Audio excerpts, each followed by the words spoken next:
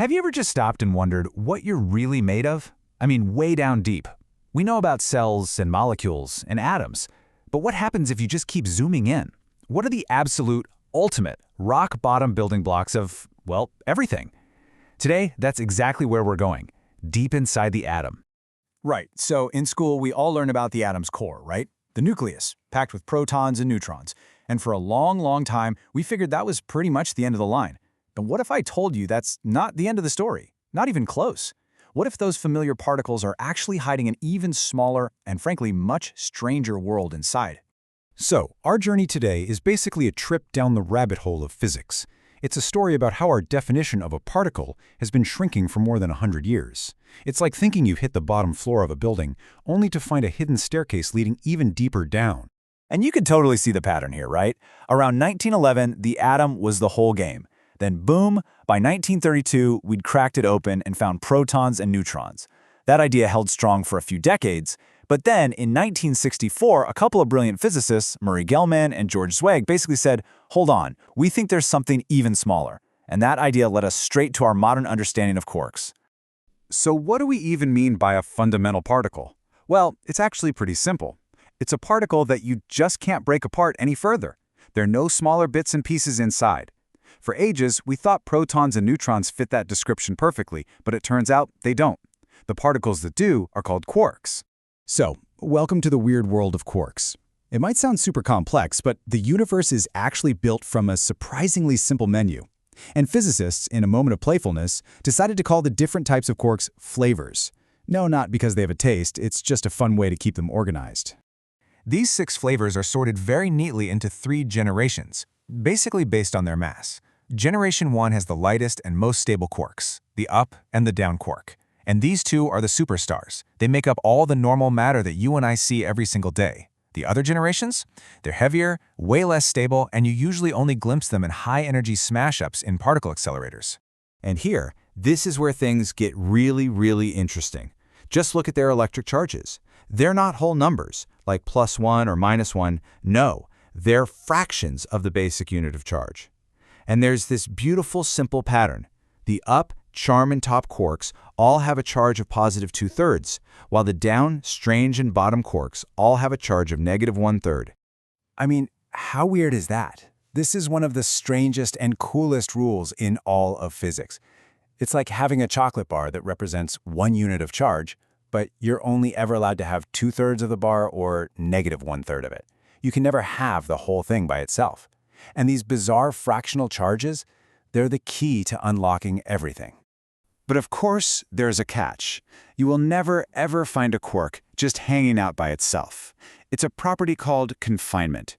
They are always stuck together in groups, like the most inseparable best friends imaginable. And that's exactly why we never see those weird fractional charges out in the wild. They're always bundled up in a way that makes them add up to a nice, clean, whole number. Okay, so we have our ingredients, we have our weird new rules. Now for the really satisfying part. Let's use all this to build the very particles we started this whole journey with. It's time to cook up a proton. And the recipe for a proton is actually dead simple. It's just 2 up quarks and 1 down quark. That's it. Now for the moment of truth, let's see what happens when we add up their fractional charges. Okay, let's do the math.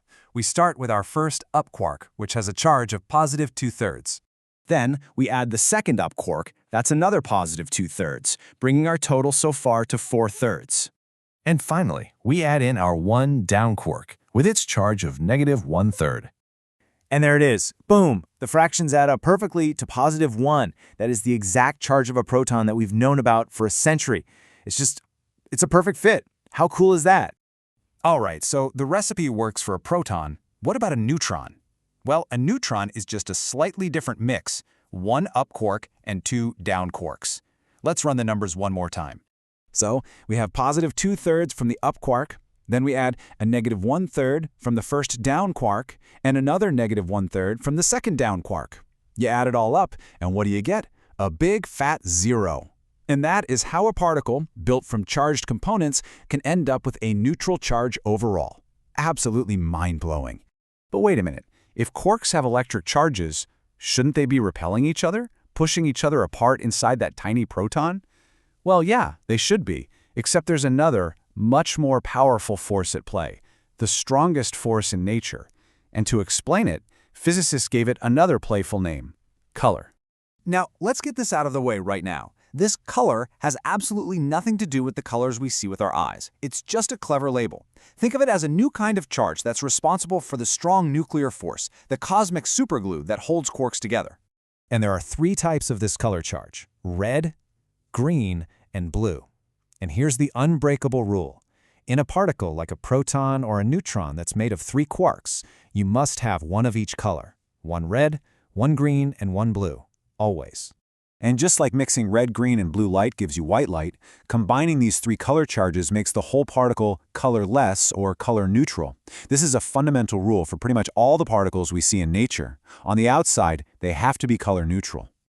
Okay, so this is a really neat model, right? We've got fractional charges, different colors, generations, but why does it matter? I mean, what does this actually let us explain about the real world that we couldn't figure out before?